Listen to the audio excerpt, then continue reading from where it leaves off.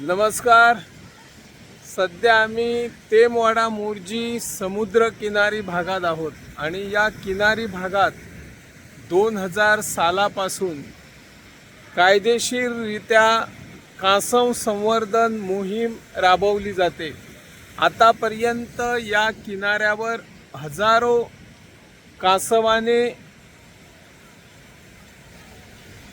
हजारो अंडी घालून पिल्लेही सोडण्याचा यशस्वी प्रयत्न वन खात्याच्या विभागाने केलेला आहे.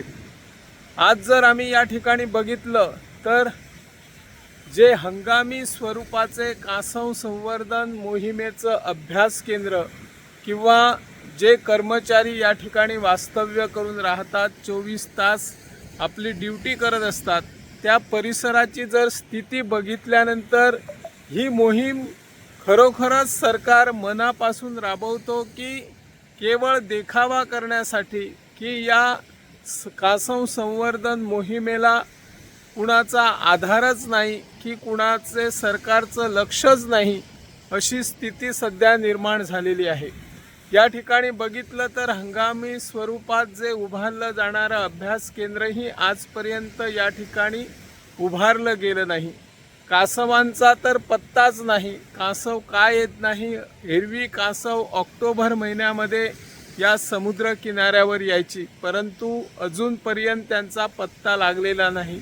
निदान डिसेंबरच्या शेवटचे 1-2-4 दिवस राहिले, त्या दिवसात तरी येतील अशी अपेक्षा आहे. परंतु या ठिकाणी कसल्याच प्रकारच्या सोयी सुविधा उपलब्ध झालेल्या नाही.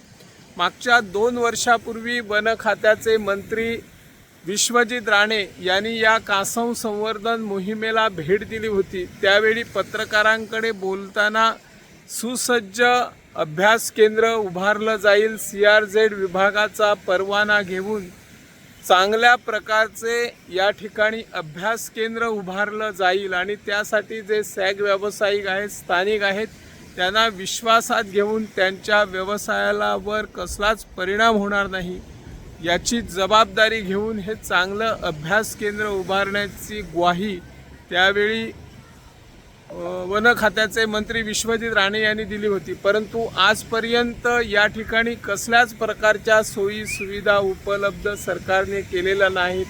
त्या लवकरात लवकर कराव्यात अशी या माध्यमातून आम्ही मागणी करत आहोत. मी निवृत्ती शिरोडकर, इन गोवा 24 ताससाठी.